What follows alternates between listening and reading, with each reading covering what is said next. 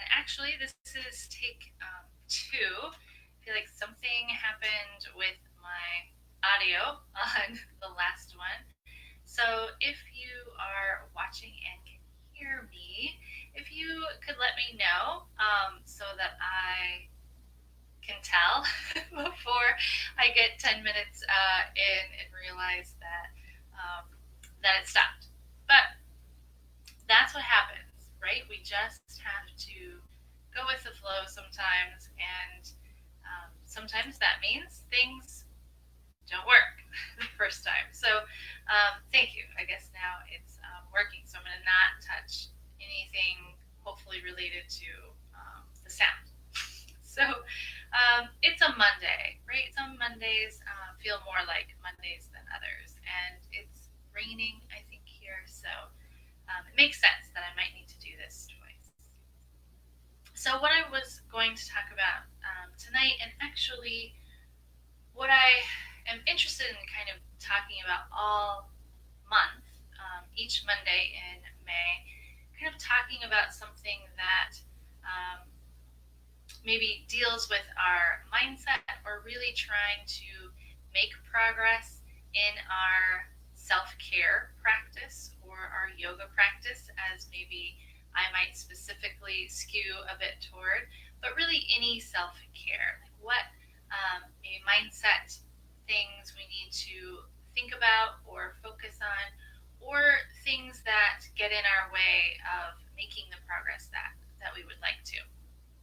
And so tonight I thought kind of the first thing is sometimes the biggest thing, those roadblocks for us as to how we find the time or how we find the time consistently for our self care. And realizing, I think, first and foremost, that self care and a self care practice is not selfish. It is not selfish to care for ourselves on a consistent and regular basis. That we know when we look back and reflect on those times when self care has been something that we have done, that we're better people, right? We're better versions of ourselves. We're better employees. We're better friends. We're better parents, partners, spouses, all of that. We're just better and we feel better when we are well cared for. And yet, consistently, I hear people say, "Oh, I know, I keep trying to get to yoga, or I want to get to yoga, or to walk more, or read more," whatever the self care practice is. But, right? And all those roadblocks that are often all too real are keeping us from that. And so now that we're in kind of this new season in multiple ways. We're in this new time where maybe we're working more, maybe we're at home more, and also facing this new season that's coming up. Summer is around the corner. That now might be a great time to reflect a bit and say, okay, how have I been doing in the last month, 2 months at prioritizing my self care? What are the roadblocks that I'm facing? And how do I best address those? And how many of them are fixed roadblocks that I might have to be creative about getting around? How many of them can I maneuver and I could probably manage that one? And are there any that are just perceived roadblocks that we're putting up for ourselves because we're maybe not truly believing that self-care is not selfish? And so we say, oh, well, but I should do this instead. And so really reflecting now on what self-care looks like for you or should look like for you or that you want it to look like for you, and tackling some of those roadblocks and saying, okay, what am I going to do about those in this new month of May, or if you're watching this some other time, time, wherever you're at in the schedule in this new season for the next 4 weeks, for the next 6 weeks, like setting kind of a tangible timeline for yourself and a goal, and sitting down, maybe sitting with a friend or your spouse if there's roadblocks that they can help you with, or with problem solving or accountability, and saying, okay, here's what needs to happen. And making self-care the priority that we say, at least, that we want it to be. The other thing I wanted to touch on tonight was I've had some people recently asking some questions about the Yoga with TG membership, that then I thought, well, if they have those questions, more of you out there might have those same questions about, well, what does it look like, and what's really in there, and is it what I might want? Would it be useful? And it kind of fits along with the theme we're talking about tonight, that potentially this membership might help you maneuver around some of those roadblocks. And we can maybe touch on some of those as I show you this. So I'm going to share my screen to show you the Yoga with TG membership. So this is the user view when you are a member. And there are quite a few categories over here. I kind of like to think about these as units or modules almost.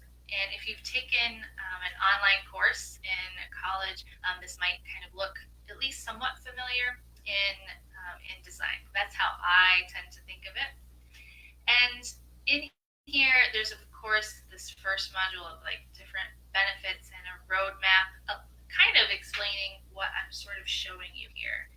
And then there's all sorts of content and sections. And it's really a balance for me of helping remove roadblocks for members and making yoga and meditation convenient, that it's on your schedule, which is often a roadblock, but also not being overwhelming. I would never want a member to feel like they have to do everything that's in here every month. And really, for the price, you don't have to, right? It's $24.99 a month, which is, if you came to the studio, 5 things in a month, and you have access to this 24/7. So that schedule roadblock, that, oh, I work this schedule and I can't get to your public classes, or the class I can get to isn't the style of class that I like to take. Well, in the membership, every kind of class that I offer is in here.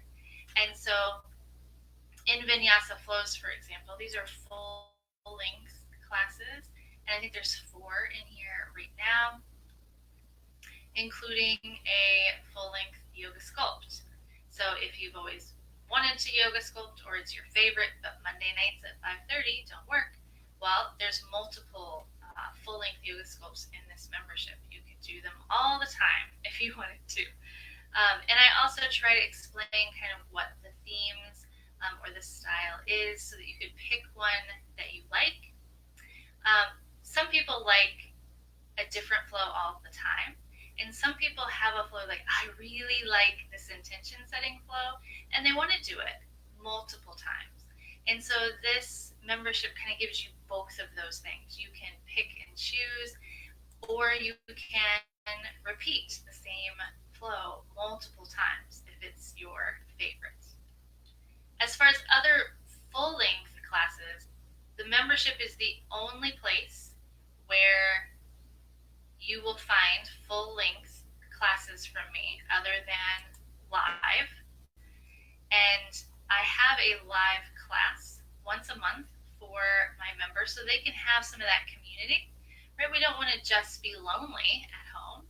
And so those live classes, the replay is also provided in the membership. So if you can't make the live class, or you want to repeat that class, they are in here as well. And here's another yoga sculpt. Additionally, one of my favorite sections of the membership is this unit on yoga for what ails you. So these are specific flows that the members have access to that are designed around sort of specific themes. A headache. I have a headache. I don't need a full flow, or I don't want yoga sculpt. I just need something short. But at the studio, she only offers full length classes, and I kind of have a headache. You can stay home. You can practice this little flow for a headache, right? And you have a nice short practice. There are additional units in here. I'm not going to click in every single one of them. I think you're getting the gist here, but there's some meditations. There's additional yoga tips. There's also audio files so that members can download to their phone just the audio of some shorter flows in case they're traveling or don't want to pull up a big video. And additionally, with the community idea, once a month we have a Zoom meeting where it's just an informal, relaxed chance to just be in community with one another, with whoever can attend. Plus, that accountability factor, that's a roadblock. Somewhat this live class and this community connection gives you a bit of that accountability. And you can always get a friend to join in. And you can plan which flows you want to do and kind of do them together. We also have a private Facebook group that only members are in, and so you can connect with one another. So if you think that that would be useful for you in overcoming some of those roadblocks, I'm happy to answer additional questions that you might have. I know that kids are home more now. We're maybe practicing different things at home. So think about your roadblocks. What's keeping you from the self-care routine that would be best for you? And how are you going to be creative and work around those? Because self-care is not selfish. It makes us better versions of ourselves, and those around us deserve that best version of ourselves, but more importantly, we deserve that best version of ourselves. So have a great week. Let me know if you have questions about anything yoga related or the membership if you're curious about that and need some additional information. It does have a free 7-day trial, so you can get in there, check it out, and see what you think. Otherwise, I will see you next week when we'll keep talking about the importance of self